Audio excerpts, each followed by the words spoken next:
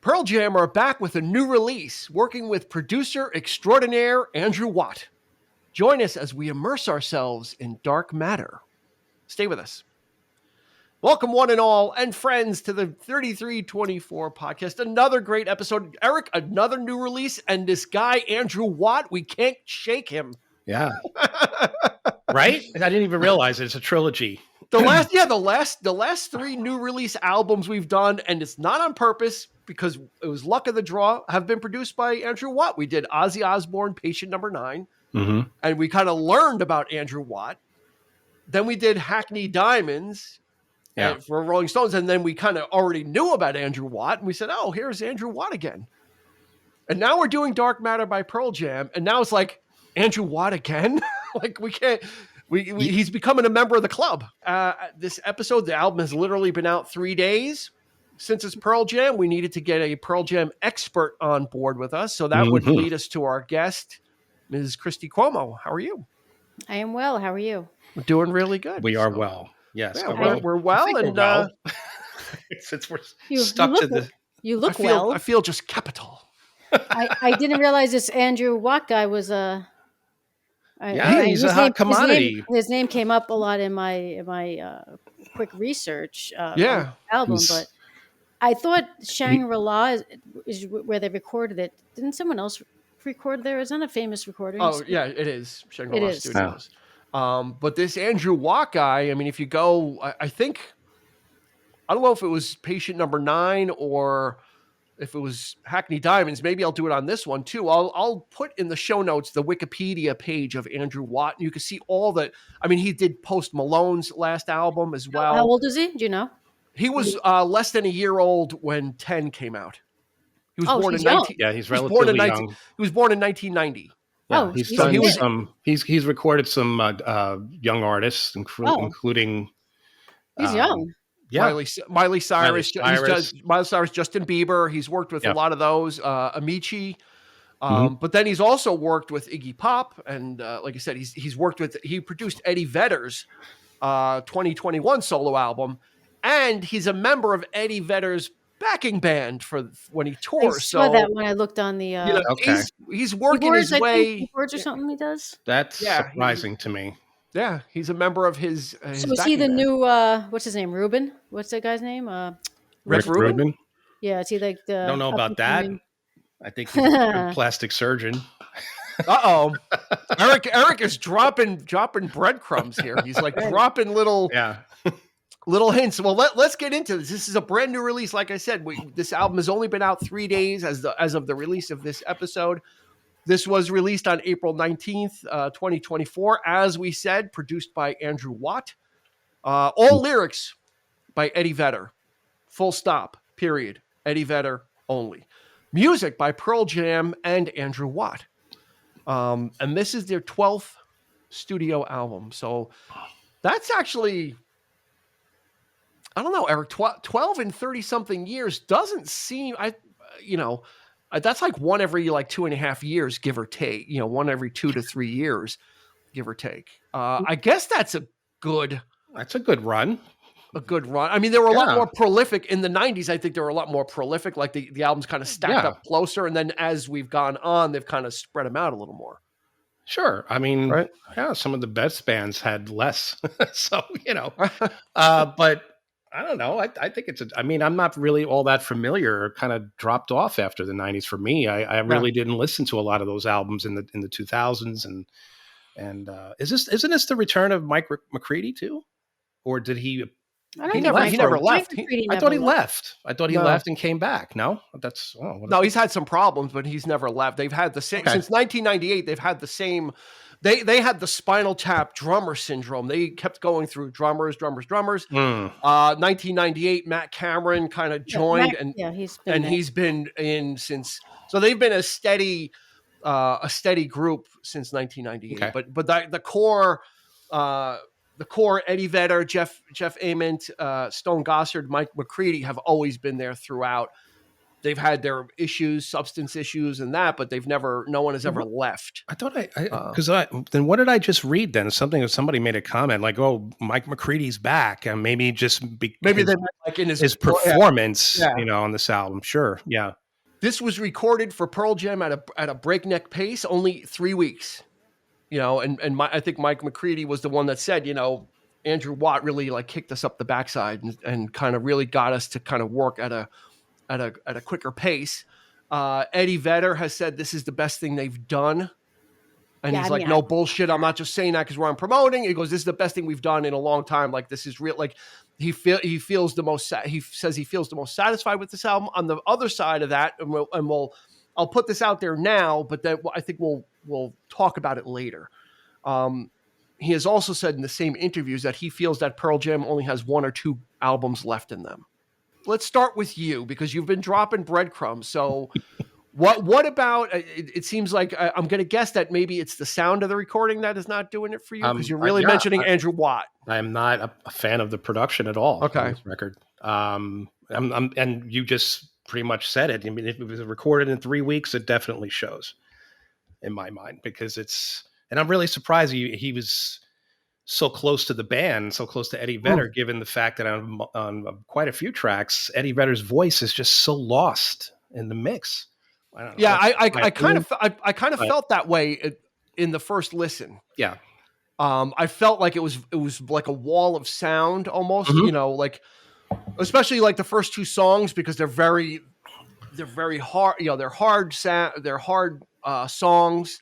Yeah, they've got heavy guitars, and I kind of was feeling the same thing. I was kind of like, okay, the mix, it seems very dense. Yeah. But then as I listened to it more, and turned it up a little bit more, it did thin out a little bit for me. I know we're talking like this, like we're connoisseurs, but it really did. And then once I got to know some of the other songs where the tempo was a little bit different, and yeah, like in a song like Running. Yeah, which is just that's like a classic Pearl Jam where his voice is in the mix and it's kind of it calls back to that frenetic style of the guitars like just chugging away and the vocal kind of chugging away.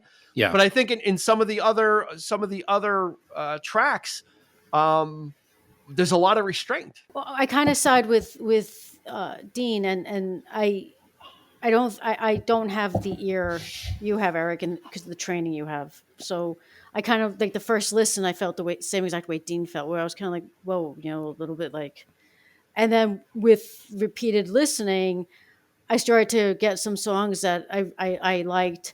I actually wrote down because I just looked up. I didn't know what the last 3 songs. I don't have it memorized. Something special got to give and Setting Sun. Yeah. Setting Sun. I actually specifically wrote. I like Eddie Vedder's voice in that song. That's my favorite track. I really like his. All right, so we're already going there. But I got to say though, go ahead, Christy, and then I'll jump in. But with regard to and I wrote down like Dark Matters.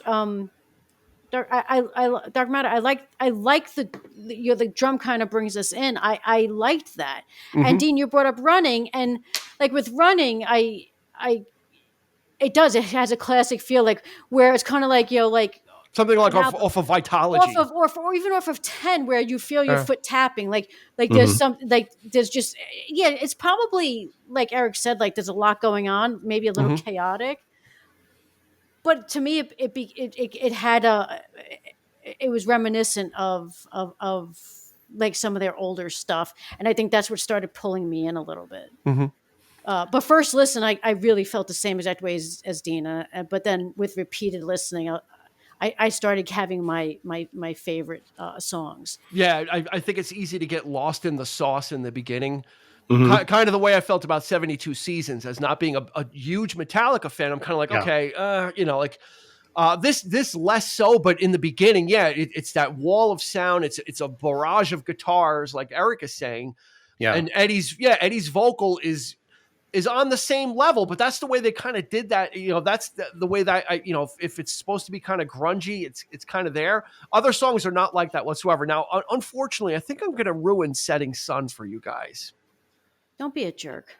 I'm sorry. I have to say this. To me, after like the second or third listen, and I love the song, it sounds like My Hometown from Bruce Springsteen. Open Dean, production. where did you read that only Eddie Vedder wrote them? Because I read when it's the way it's always been. It lists all of them on the lyrics. All lyrics are written by Eddie Vedder. All music is composed by Pearl Jam and Andrew Watt, except Something Special by Pearl Jam, Andrew Watt, and Josh I thought Klinghoffer, React Respond was did the music.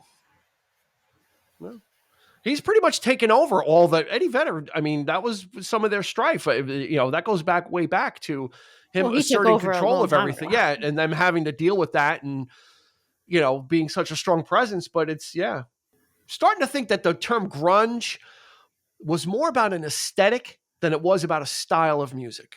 I don't think, now I'm starting to believe that grunge was never a style of music because it was always rock and roll. I think the grunge was more of an aesthetic. It was more about where these acts were coming from. It was the South, the Northwest, the flannels, kind of, like that whole thing and this music scene. But it was no different than the rock of the 70s that was going on, the hard rock, So I think Pearl Jam, what's that? I've said that repeatedly on this podcast. Which one? What episode? Yes. Quite a few. What, you said it on Few Good Men? I probably, yes. Okay. I snuck it in. I'm going to go back and listen to that. There's a good balance of material on here. There is the hard rocking stuff, and there is, like I said, like Running and React and Respond are very much in the old style, but it's their style, so it's okay, and it's not like they're leaning on that, but you get that mix in there, Christy. See, React Respond, I actually, for some reason, while I was listening to it, it kind of reminded me a little bit of like a David Byrne, like a Talking Heads thing for some reason. The guitarists, Mike McCready and Stone Gossard are there and accounted for. At first, I didn't hear it. At first, I'm like, what? It just sounds like a lot of guitar. Again, after listens, you start to hear the licks come through. You start to hear the solo, the soloing in there. Scared of Fear was a good song with the guitars. Yeah. I thought I don't know. I guess it is a combination of electric, like on that one, because the Wreckage doesn't seem as electric-y coming in. Mm-hmm. I love that song too. That's a good one. Great song. Yeah. I wrote Upper Hand, Yellow Ledbetter's brother. Upper Hand kind of has a Yellow Ledbetter feel to it. To that again.